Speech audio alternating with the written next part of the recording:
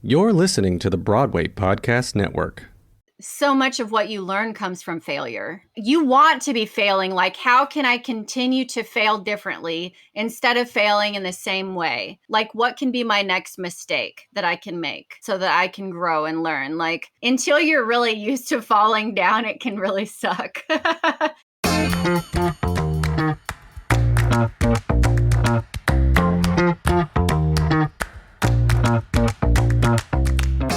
Hi, everyone. Welcome to Was It Chance, the podcast about embracing opportunity and taking intentional risk for your creative life. I'm your host, Heather Vickery, and I'm right here at home in Chicago. And I'm Alan Seals, and I'm your other host, and I am in Turks and Caicos right now, and I'm outside trying to find reliable Wi-Fi so we can do this recording, and it's pouring rain. So if you hear soothing rain noises, then that's what that is. Anyway, Heather and I are two perfect strangers. Well, we were two perfect strangers. Now we're like podcast besties. And we embraced opportunity and created this wonderful podcast. So listen along as we talk to other creatives about how they put themselves on the path to creative success. I just pulled that out of my ass. You like that? You just made it up. You've got it all memorized. Well done, Alan Seals. Well done. Okay, I am so excited. We have laughed. We've actually been on this interview now for a solid 15 minutes, laughing so hard that we couldn't even record and losing, Alan in a tropical rainstorm. But today we are welcoming Christina Ray-Lynn Connelly, aka Dangerbot, which she requested specifically that I say. Listen to that laugh. It's amazing. There's so much joy. Christina is a voiceover artist, comedian, an animal lover, a fitness buff, and an improviser. She has an incredibly funny Instagram account. That's the @Dangerbot. And she's bursting with so much creative talent that it simply can't be contained. But here's where it gets extra fascinating. Christina has a line of anatomically correct vagina plushies. Yes, I did just say vagina plushies. Yes, I did. Yes, you did say plushies. Which you can see, and quite frankly, you must see at XOXO Felt Like Love. That's the Instagram. XOXO Felt Like Love. Yeah. So listen, I mean, talk about creative and success. Holy shit, Christina, welcome to Was It Chance? Hi. So roundabout.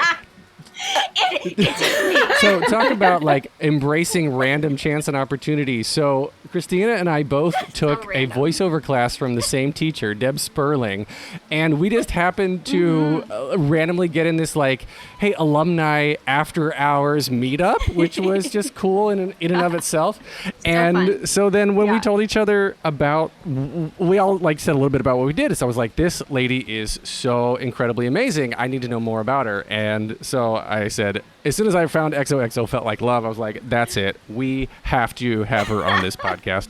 So here we go. Okay, listen, I want to know all the things about you, Christina, and I think we're going to get there. But we have got to start with how the fuck you decided to create anatomically correct vagina plushies. How and why? The how and the why. That's what. Which is what most men want to know about anatomically correct vaginas anyway. Us lesbians, we get it. So funnily enough, so I studied sculpture and painting as an art student in my undergrad. And I ended up being really obsessed with like biology, human biology and anatomy as my subject, and specifically organs and anatomically correct sort of grotesque subject matters and cadaver parts and things like that. And I got really interested. I got eyebrow raised. Like if I had 3 eyebrows, they'd all be raised right now. I got really obsessed with female anatomy along the way. And I felt like it was an area that was so taboo. And I really hated that there weren't enough conversations sort of creating spaces for females and young women to feel comfortable with their bodies as they are. and especially young girls. We were talking earlier about referring to our vaginas as monkeys and yonis and hoo-has and JJs and peepees and and not really knowing what's going on down there and feeling weird about it and shameful about it if it doesn't look like somebody else's does. And it was just, there are so many like just secrets about it. And so at some point along the way, I was like, I'm going to start making a bunch of art that like vagina art and butthole art. I made teacups that have little buttholes in the bottom so that whenever you finish your tea and you lift it up, it's a tiny little butthole. That's amazing. Are those for purchase? Because I want to send that to and be like, what's up, asshole? I know, I should have brought that in. I actually have one in my dining room. I should have brought it over here. So I used to do a lot of ceramics and mixed media art. But when I was living in New York, I had a small studio space. And it didn't really allow for a lot of like tools and materials and equipment. And so I decided to start making sculpture from fabric. And so it was a totally different medium. And I used to do like animals, stuffed animals that look like people's pets. And I started doing, other organ pillows for cancer survivors and things like that. And then randomly, as a joke, I decided to design a vagina plushie to send to a friend of mine that lived in LA as just a joke. I mailed it to them without any warning. Yes. Just here's a vagina plushie in the mail. Opening a package. And that reminds me, I received this in the mail a year or so ago. So my client Barbie, if you are listening, I'm going to make you listen to this. She received one of these in the mail, and they're anonymous always. And I'm going to show the people who can look. Can you see that? That is a giant, solid chocolate dick, and inside all it says is "eat a dick." Oh my god! It is so good. It's like rainbow colors. They have all sorts of different designs, but they all are big, solid chocolate dicks, and they say "eat a dick," and they can only be sent anonymous. You cannot put a name on them. That is hilarious. Wow. That is so if any of you ever get one, is so good. It's for me. That is so good. Okay, so oh my god! So you mailed the vajayjay in the mail. And vagina, Alan. When you're afraid of real words here, it's a vagina. Okay, you mailed the vagina in the U.S. Postal Service. I mailed my vagina to a friend. and so then it was they've kind of developed over the course of the years that I've been making them, but the first one was the very first that I sent to that friend, and then like a few other people saw pictures of it and they were like, I want one.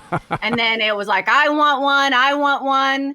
And over the years, I just started making more and more vagina plushies and less of everything else. And now it's like, that's what I do. I make vagina plushies. That's amazing. But the funny thing is that like, going into it, I had already considered going into it in the birth of my vagina plushies. I studied. I had to really. I wanted to look. We're like vaginas are like snowflakes, and so you want to be able to make all these different types of vaginas to represent all the different kinds of vaginas there are out there. And so I had books laid out across the studios late at night as an art student, studying vaginas and playing with different mock-ups of different types of vaginas and labia and what it looks like for vaginas to have babies coming out of them and all kinds of stuff.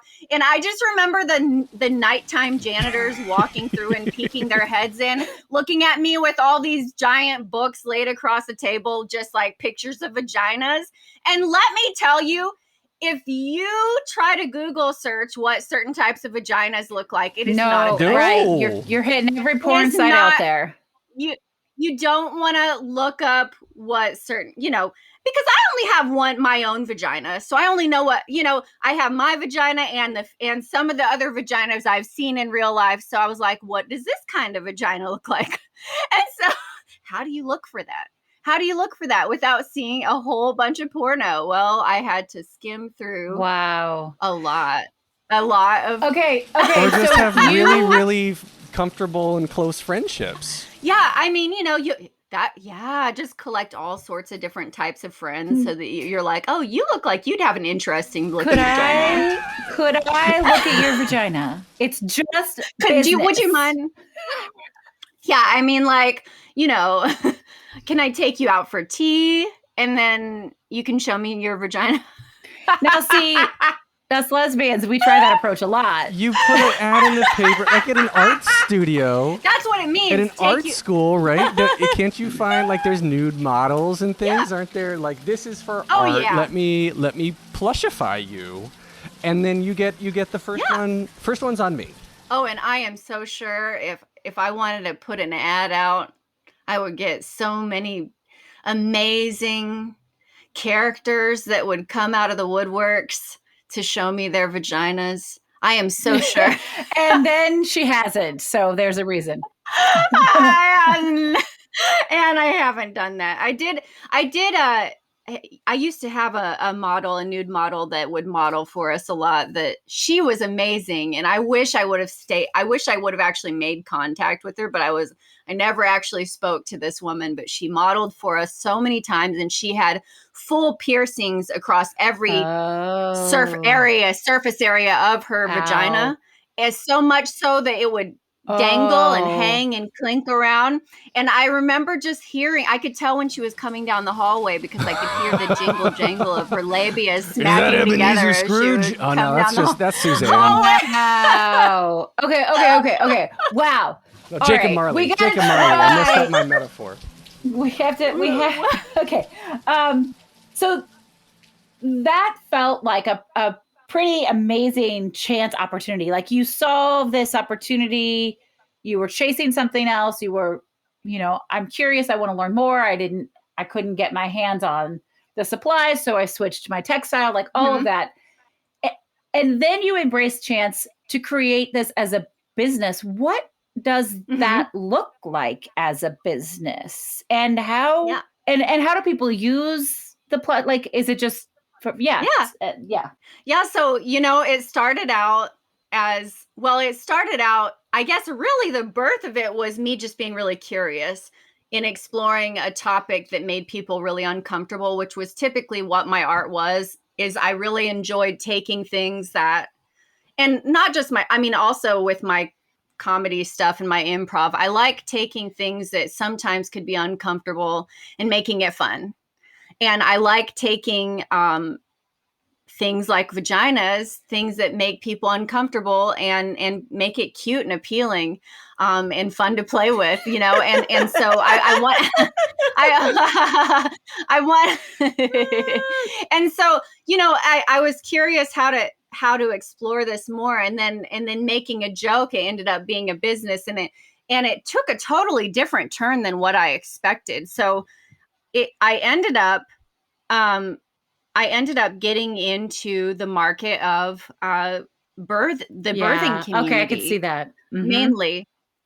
So a huge portion of folks that purchase these from me are OBGYNs and birthing coaches and doulas and midwives, and so I started making these for their offices, and they use them as teaching tools for their groups and sex education classes. And now, parents are buying them to talk to their children about vaginas and their anatomy for the first time. And I always do try to put it out there that, like, these are anatomical, artistic representations of an anatomically correct vagina, because obviously this pocket only goes so deep. And normally I use little pearls. I'm showing everyone. You guys can't see it, but I'm showing them the vagina. But the clitoris, usually I use little pearls underneath the hood. Oh. But but I make these customizable, so everyone is for the most part made to order. Occasionally I will sell things that I've already pre-made, but I do like to make them to order so that people can customize color schemes and things like that they want in different types of fur options that I have, or lack of fur. But this particular person wanted to buy one, and if she listens to this, she'll be so excited. She wanted to purchase one to talk to her young children about their bodies, and she was like, can I have a pink fabric piece for the clitoris instead of the pearl that you use, so that when they're looking at themselves, they're not looking for some shiny white pearl down there. And I said, okay, that's fine, we can do that. So it's just a cute little pom-pom down there. What's one of the weirdest requests you've ever had? It's just, oh man, it goes on and on. I mean, the weird requests, I'm always like, really? I am intrigued by the fact that you feel so comfortable to ask me as a complete stranger to do this for what's you. like one of the weirdest ones?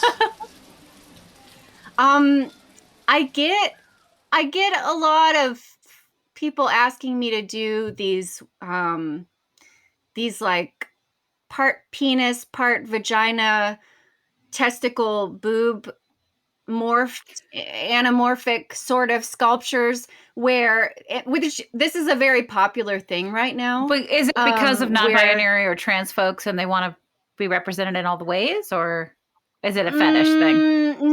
No, they'll send me pornographic photos, and I do get some penis requests. I definitely get some penis requests. But typically it is the strange combination of, I want these breasts to be attached to this vagina and penis, all kind of blah blah, or vaginas that you can have sex with. That's a huge one that I get requests for. Do you say yes? And I'm like, no. That's okay, not really what they're for. Yeah. So I'll explain. These are for visual, visual tools and art. These are for art, to be used as art pieces, for display, not for physical use. And I even have to put like in the care instructions for them, like, please handle with care. If you can spot clean, but they're not intended to be put through a washer, and you shouldn't get them don't wet. Put your like, bodily fluids on them. Yeah. Right. I have to actually put this on my website information and my shop and everything in the item descriptions, so that I can be really clear that these are not meant to be used as sex tools. And it's like, if that's what you want to do, that's fine. But like, if you're going to do that to one of my pieces, like, do it at your own risk and know that I'm not responsible, that you just ruined. Well, and listen, there are things for folks who want to do that. That's totally fine. But yours is a teaching tool. And that's fine. It's a teaching tool, or it's a piece of art that you put on your shelf or your, couch. It's not for using. Right, just add the tagline, it's to rest your head, not give you head. Oh my God. Yes, they're so soft, and they're so soft Ellen. and warm. And you do.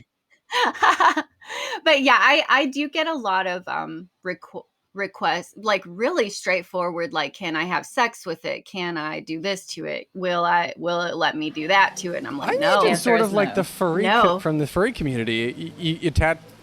There is some furry community, interest, for sure. Well, and I make them, so I do all sorts of different types of them, and I have some that have funny names, like the blue unicorn with teeth, and the mermaid, the Little Mermaid, and Professor Plum, and but one of them the unicorn one the furry one has all kinds of bright color, sort of pastel rainbow color fur, and like big giant teeth, and it's like huge and very furry, and has like purple and teal colors, and it's really fun. And so like a lot of furry people are like, oh yeah, furry, can you make me a stuffed animal that has a vagina attached to it that I can use? No, I don't. I'm not doing that. Like, I mean, as a woman and as a mom of daughters, I really appreciate this idea that literally they're like snowflakes. Everyone's vagina is different. Yes. Yours is just right. Like, there's nothing weird or wrong or broken about it. and being able to teach that and use the language. And we're so weird society wise about not wanting to use anatomically correct words. Christina, we could talk about your vagina plushies all day long, but talk about my vagina I mean, you are a creative. You are an artist in every possible way. And I'm so curious to know what other things in your life has chance presented to you as an artist, as a creative that you've had some fun with. So outside of I guess I do a lot of other mixed media type art as well, but something that I get more and more into is being a creator with film and with voiceover. But in that, like through the pandemic, specifically when COVID hit, a lot of things about my life changed. And I was just at the beginning of sort of taking some big leaps in my life as an actor, and doing a lot of commercial work and photography work and things. And I had a lot of big projects that were lined up that then all of a sudden came to a screeching halt. Yeah. You and so many other people. Everybody, the world, And I was like, oh man, which this is a whole nother story, but I started out early and then I kind of stopped doing a lot of the things that I love for a very long time in my life. And because I just really didn't have the courage to do what I wanted to be doing. And then I got older and I realized that time is so short and fleeting, and I wanted to just start taking more chances in my life and start doing things that make me happy. And then COVID happened, and then I was like, oh, I have all this great stuff that's about to happen, and now what do I do? And I can't do anything, and I'm stuck in my house, and I don't know where to go or what to do or who to talk to. And so then I was like, oh, but I know how to edit film, and I know how to work a camera, and I know how to record audio, and I know how to write jokes. And I'm like, I'm just going to like do some weird stuff for the next 2 years and see what happens. And who gets to define what's weird anyway, right? Art is subjective. Yeah. So, well, and I love sort of identifying myself as being, I love referring to myself as being a weirdo, because I just, who even knows what that means? But I like the fact that people just don't ever know what to expect from me, and they never know what might happen if they're in a room with me. I love that too. And usually anything that I am a part of ends up going sideways in some way or another. So. Just like this wonderful interview. No, I'm kidding. Yeah. So I've learned so much through this time that I had no idea this was going to be this great opportunity for me to grow as an artist during COVID, and really, improving my skills to be able to do so many things on my own without the help of other people doing this and other people doing that, and directing my own things, and just creating content and using it as a way to connect with people. And it has been such an amazing experience. And I have met so many amazing people over the last 2 years that I would have never thought that would have happened because of this. And the vagina orders just keep coming and coming and coming. No pun intended. Wow. But yeah. And I honestly, I have to put the Vagina Plushies. It's been interesting because I've had to put limits on how many orders I can take at a time, because I'm just my own person making them. And I'm trying to pursue voiceover and still doing all the other things that I do. And, but I want to keep making these vaginas. And so I have to set limits for how many I can make, though, because I'll spend days and days just elbow deep in pussy, and it's like, what am I doing with my life? And then you go make dream job. And then you go start making the plushies. Oh my God. I mean, and I can make them real fast these days, but it's crazy. I mean, I actually do have a few friends that now help me, like make the beginning stages of them, like cutting pieces and stuff. So it's like I have everything ready to go and I can just make them faster and stuff so I can try to meet demand while I'm still trying to do all this other stuff I want to do. Yeah. So, I mean, in long term, I may look at creating a version of them that's a little bit easier to make so that I can do like a faster production and teach other people how to make them, and make them maybe make them a more affordable option, but then still have the customizable handmade ones. 'Cause these are completely made by hand. Wow. I don't use a machine because the fabrics, the way that they come together, it's so and with the thick fabrics and stuff that I use, a machine just can't handle it. And so I do everything by hand. And it's really crazy. I have to give Alan some very serious props for not making every single joke he wants to make right now. I do. I'm trying to skim off the top a little bit. Yeah. Looking back at where you thought you would be pre-pandemic, you said you were going through a bit of an existential crisis, if I'm paraphrasing correctly. So. Then COVID hits. All these projects you have lined up just sort of drop out from under you. If COVID had not happened, where do you think you would be now? Oh, I feel like there are so many beautiful people in my life that I have right now that I wouldn't even know. And I don't think that we would be having this conversation. I'm not sure. I'm not sure if I would have met Deborah at the right time. There are a lot of projects that I've had the opportunity to do over the last year. I've got several short little indie films that are going to be coming out soon that happened during the pandemic. That's awesome. That I paired up with other artists and stuff to do. And I got to do some voiceover work for an audio drama that'll be the season will be coming out soon. And I did that during the pandemic. It's so many things that I don't even know. I mean, I guess I would have done some other projects, but it's so hard to go down that path of what could have happened, Don't do that.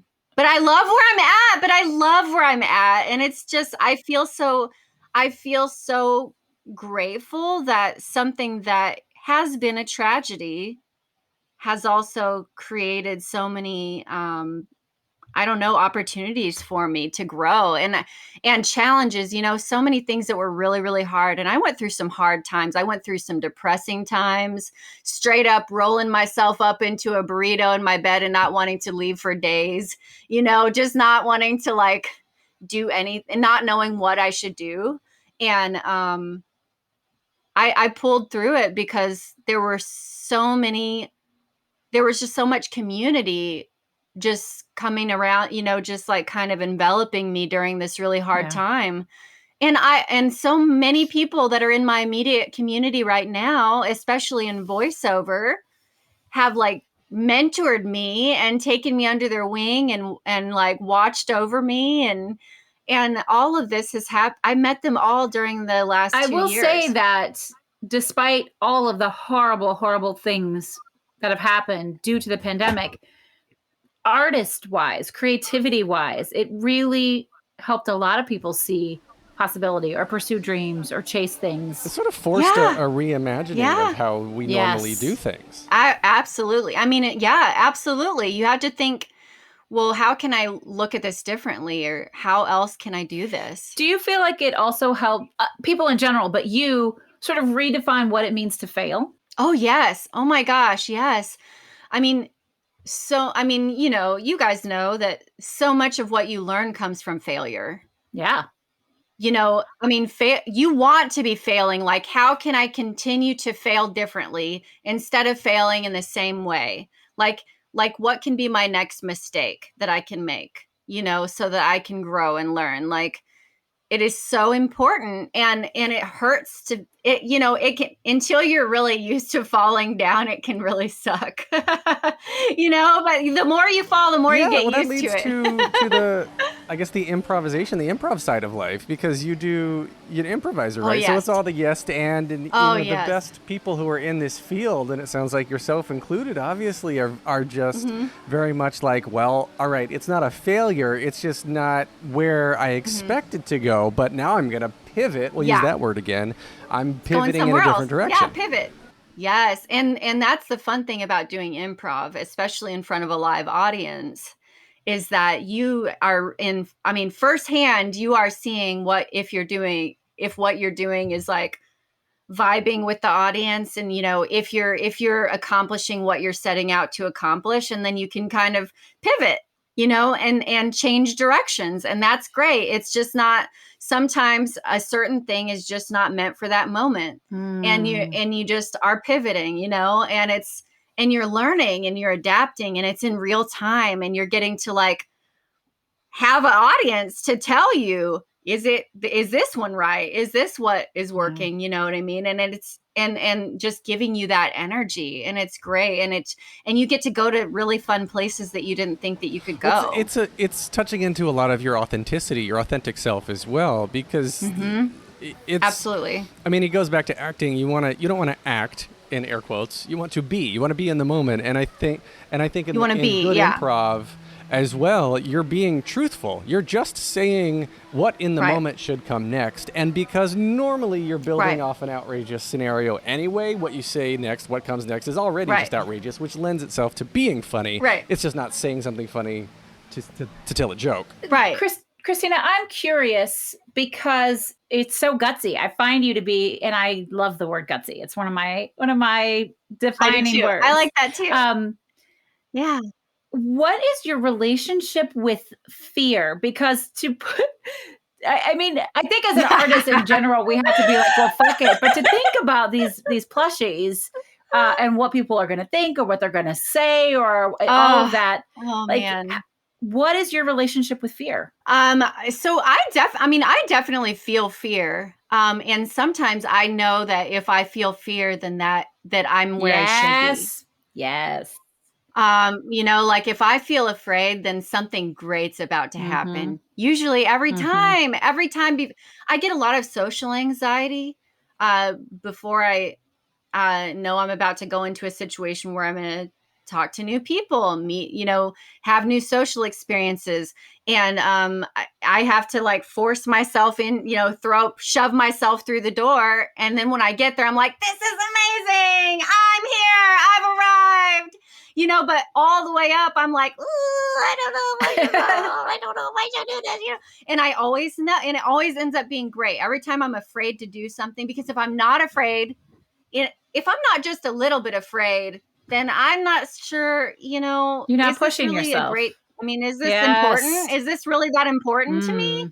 And with the plushies and with my art, with my content, I want it to have merit. I want it to have, I want it to be beneficial, not just to myself, but to other people. And sometimes telling the truth about something and shining light in a place that is, I guess, in need of light, going to a place that people are afraid to go to help them to get there, and finding creative and fun ways to bring people into those places, to get them thinking more about things that maybe they're afraid to think about it, or they haven't thought about the fact that they've never thought about it. Well, that's what good art is going to do. And so, good art will make you think outside the box and break out of your sled paths. Like use the analogy of sliding down a hill. You're going to go over the same path over and over again. How do you pour a fresh coat of snow on the mountain or the hill to form some new paths? Right. And so I think this goes back again to what you were saying just a second ago about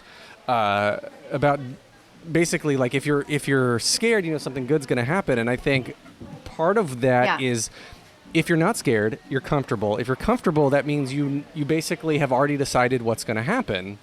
And therefore you're not open to the perception and or letting things happen in real time. You're just trying to create an outcome. Yes. Yeah. And it does get, and I do feel like it does get easier to take those risks over time. The more you do it, for sure. You guys know. Absolutely. I mean, it's like, a muscle. once you rip the Band-Aid off, yeah, once you have one baby, you're not as afraid to have a second lie. baby. By the time you're in labor again, you're like, why the did I say I was going to do this? Why did I do this? There's actually, interestingly enough, if you're going to biologically, that's kind of true, right? Like when your child turns typically right around 14, 16 months, they're sleeping through the night. Women, like we are physiologically designed to forget the trauma of childbirth and having a small child, so you're willing to that do you it want again. to do it again. Like we're anthropologically designed that way. But then when the labor starts, you're like, what the fuck? Why did I do this? You're like, well, fuck. Shit. When I was having my fourth baby, the doctor laughed at me. She's like, why are you crying? You have done this 4 times. I'm like, because this shit hurts. That's why. It sucks. I forgot. This sucks. Jesus. Why am I doing Christ. this? Yeah, I can totally relate. I totally understand. Yeah, I'm sure you do. I'm sure you do. I fell down and I had a real bad cut once. Oh, Yeah. Or every time you have to have a big food baby, you're just like, man, why did I? Oh my goodness. Christina, have you faced much rejection with your art? And if so, how do you process through rejection? Definitely judgment, initial judgment, negative reactions. I don't know if I've had a lot of rejection necessarily. I mean, I'm sure there are people that choose to look away. Like, has the Westboro Baptist I guess Church it's picketed your Etsy? Do you have any page? hater trolls or anything? Yeah. I definitely had a lot of experiences where I have had to explain myself. And sometimes I'm like, I just don't want to explain myself anymore. Like, I just let me do this. But the vagina thing really is like, there's no beating around the bush. I have to just talk, like people are just like, why do you make those, and like people often are just like, I don't understand the vagina thing. And so I actually made a long video and I called it The Why. And I posted it on my social media and stuff, and I showed this enormous vulva plushie that I did that was like covered in fur. And I talked about why I make them. And it helped so many people to understand that it's not just that I'm a pervert. I am sort of a pervert, but that's not why I make them. You're in good company. But like explaining it and letting people know that it was to sort of empower women and their bodies, or people with vaginas, I should say, human beings that happen to have vaginas. I wanted to highlight that and have conversations about it and empower people to feel comfortable with themselves, and for young people to feel comfortable talking about their bodies and to not be ashamed of something that is a part of their normal human body, like an elbow, and so whenever I started having that conversation, more people came around.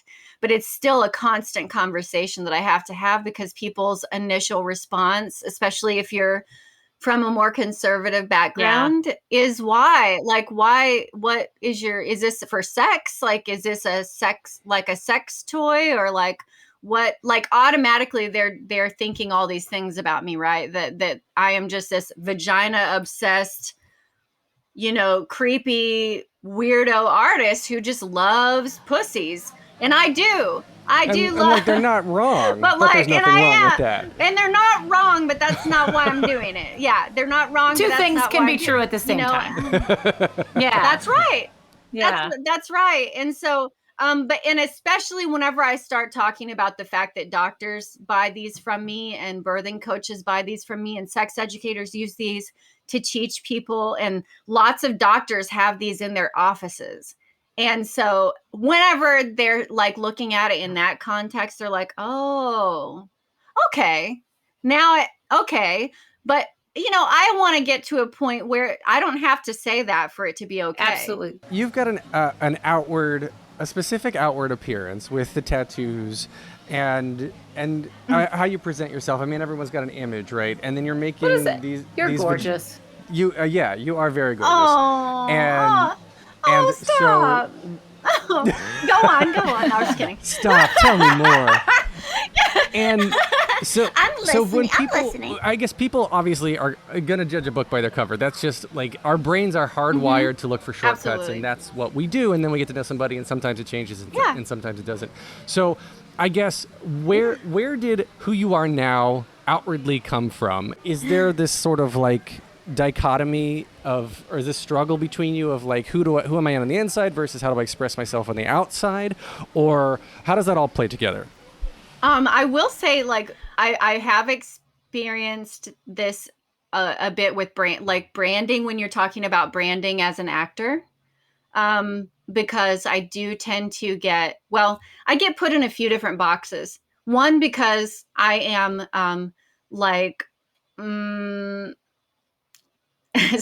what one might refer to as being like ambiguous in am I Asian? Am I am I like, what type of Asian are you? Are you half Black? Are you half Latino? How are you half, like, what is your situation going on here? And I get sometimes cast for things because of that ambiguous look that I have.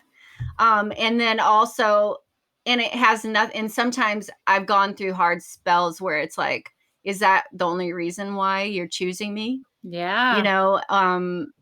And that's kind of weird. That can be a little bit weird because when I think about myself, I don't think about that, and then also the tattoos. Sometimes people will lean into wanting to cast me into things where I'm like a bad guy. And I can play crazy really well, but but you're right. Like, in myself, in real life, I am like, I consider myself to be a person that is full of love and full of joy and gratitude. And I love connecting with people, and I'm not a closed off person. I am the first person in the room that will give you the biggest, deepest hug that you've ever had in your life. And but sometimes the tattoos, the initial response, just like the vaginas, is like all these judgments coming, like, about the fact that I'm like a pretty tattooed person. And sometimes, like, I don't do this as much now, but I used to cover my tattoos up a lot when I first would meet people to set a certain impression. And I would let them meet me first and get to know me for a little bit. And then I would start to show the tattoos, and then they would be like, whoa, oh my God. Yeah. I had no idea because in their mind, and I've literally had people tell me, like, you don't seem like somebody that would have so many tattoos. And I'm like, what does that even mean? But see, what does I that get mean? that passing privilege as well, because I don't quote unquote, look like a lesbian, because I'm very femme presenting. Because people have ideas in and their of course, head what about does a that lesbian look like? Yeah. Dumb question. Nobody knows that. We all look different. Mhm. But I have also been able to go into conversations that I would never have been able to have if they didn't assume I was a straight white girl to begin with. I'm a super white girl. But I've said, I am, before Alan asked that question, you said something, and I think it ties into the question.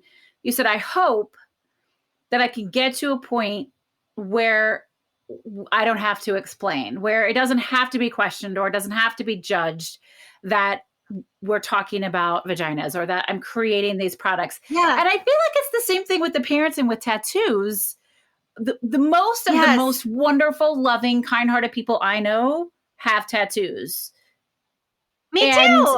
And it will be nice, along with so many other things, when societally we don't just decide about a person based on these things before we know anything about them. And I love that you're out here, like, pushing that, for lack of a better term, agenda of, like, stop fucking deciding for everybody what's good or what's bad. Let's just see what happens. Yeah, let's just be on our journey. Yeah. Like, let's just take our own paths. And it's okay. And this path is not any better than that path. It's just your own path, and it has merit and value just by itself. Embrace what makes you unique, know? and then you will be just like everybody else, which is what if you try to be like everybody else, it's not going to work. But if you try to be unique, then you will be accepted. Like that. God, that's the easiest thing. And you do yourself better than anyone else can do you. So you might as well just be you. You no know, one else can do you like you do you. Yes. Well, and Alan and I did the authenticity and voiceover with Deborah, and Deborah's all about that. Just like only you can be you. And just bring it. There are a lot of really great actors out there, but if you're yourself, you might be exactly what someone's looking for or needs in their life. And people can smell bullshit, right? It doesn't feel good. We block our energy. We don't show up authentically and vulnerably, and folks know. That's why, the clients that I work with, the coaches and the entrepreneurs and the leaders that I work with, as soon as they give up the pretense, they start to find everything works. Everything falls into place. Yeah. Do you have any idea, Christina, like what crazy chance you want to embrace or manifest next in your life? Do you have your eye on something? I just want to continue to grow in this path of learning more about, voiceover professionally. And I would love to work with more artists doing that. And that's my big goal right now, is to just absorb it like a sponge, everything that I can, and to just feel more confident in that, and just continue to create content. And to get more and more comfortable in myself, and to be, just being in my own skin, because it has been a long journey for me to get to this point. I have struggled so much in my life with not taking chances and not believing in myself that I can do things, and being really self-conscious about who I am, to being where I am now, which is still an everyday commitment of trying to grow, and to put myself into uncomfortable situations. But I have come such a long way, and I'm really proud of that. Should be. And I just, and it's not been easy. And I know that, I just posted something earlier today that is just like, the path that you're on to become the person that you want to be, you're going to be, you're going to lose people in your life. You're going to lose spaces. You're going to lose, you're going to lose certain relationships and things like that. But choose that person above everything. Just fearlessly choose that person, and that is what I want. And I want to continue to not have these dualities in my life. Like, I just want to be as transparent as possible, and to just share this universe with other human beings as much as I can, in the most authentic way that I can, without fear. Push through the fear and not let the fear stop me. Right. Yeah. And just see where this goes. One thing that I have learned and have tried really hard to do, especially recently, is to not set my sights on any specific one thing. If this thing happens, then I'm going to be happy, but to let my joy, like my happiness and my joy go beyond any situational event, that it is not pending one specific thing happening, that I can feel that joy no matter what situation I'm in.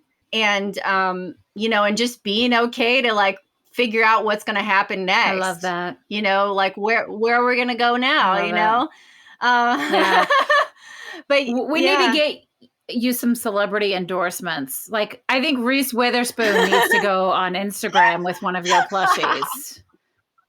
I would love to like have the Goop feature one of my plushies. You need a team of people making those, because your orders are gonna fall in. Yeah, I know, that's the thing. Sometimes whenever I get like little boosts, like little ad campaigns going and things like that, I get like these huge surges in orders, and then I'm like, oh god, vaginas, around the holidays, vaginas, and like vaginas everywhere, So and it's crazy. And then you should see the floors all over my house, just like little fuzz and fur floating everywhere all through the house. Like I have wood floors, and like the little pubic hair just like fluttering around everywhere you go, like glitter. Pubic hair float everywhere like glitter. Yes. Yeah, it's really, but the holidays I have to block off like for like 2 months before Christmas time, I have to block off all this space just for like vaginas. I'm like, sorry, family. I know you want to have all these get-togethers, but I have a lot of vaginas to make right now. That is amazing. Christina, you are amazing. Sorry. This has been fun. I mean, we got a little serious, but the first like 20 minutes, we couldn't even keep a straight face, but you must have a good time. Thank you so much. I do have a good time, and I have had such a good time with you guys. You're so wonderful. It's so nice to connect with you and meet you. And Christina, thank you. We had a blast. Thank you so much for being here. Thank you so much. You're welcome. Thank you for having me. I said this to you before, and I still mean it. I was very impressed with all of the things you didn't say, because I could read your mind.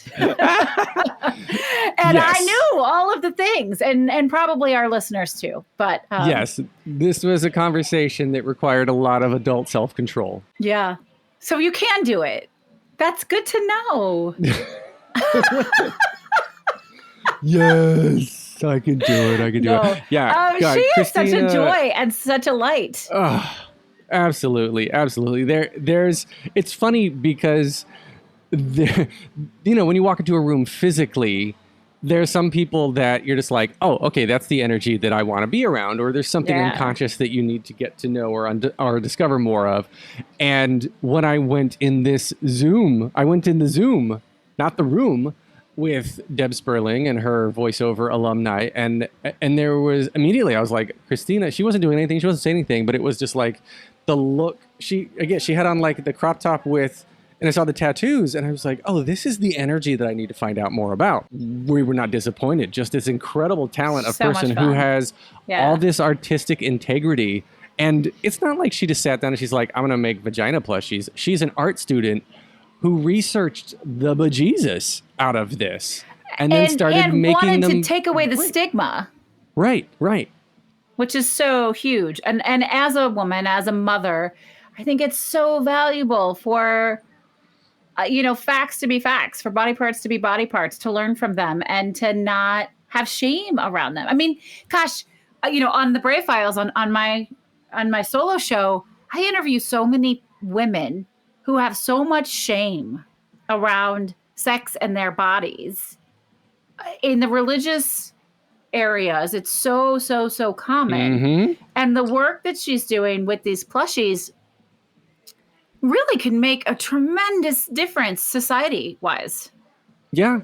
I mean, I don't know if you're going to find them stocked on the shelves in Target anytime soon, but there are some. And I think that's okay. Yeah. And that's okay. But you're right. Like doctors' offices and midwives and doulas and this whole line of people who to them it's normalized sexualization, the non-sexualization of body parts, because they are made for functions, and there's a time and a place to sexualize them if, of course, mutual consent, et cetera, et cetera. You want them to be, and everybody consents. Yeah. Right. Yeah. And but yeah, I grew up with this. Like I grew up in North Carolina in a place where you did not say these words, and you did not talk about them, and you did not touch them, and if you did, then you're a child of Satan. And it's just so incredibly refreshing to see someone who is just putting something out that is demanded so much. It's not like she's even pushing it on people. She made it, the first one as a joke, and then was like, oh crap, everybody needs these, so I'm just going to continue to make them. And it gives her her own creative fulfillment, artistic fulfillment, and helps her, discover more about herself, which of course she said is vitally important. Yeah. I absolutely love her approach of just being aware and being present and not necessarily having an end goal but staying in the moment and embracing those chance opportunities and following her heart as they present itself. So I think so many people could be unleashed if they would embrace that in themselves. Absolutely. Before we wrap up, we want to remind you that we want your stories. DM us, slip into our Instagram at wasitchance, and let us know how you embraced opportunity. How did you manifest your own creativity? And you can also email us where, Heather? We are at Was It Chance Podcast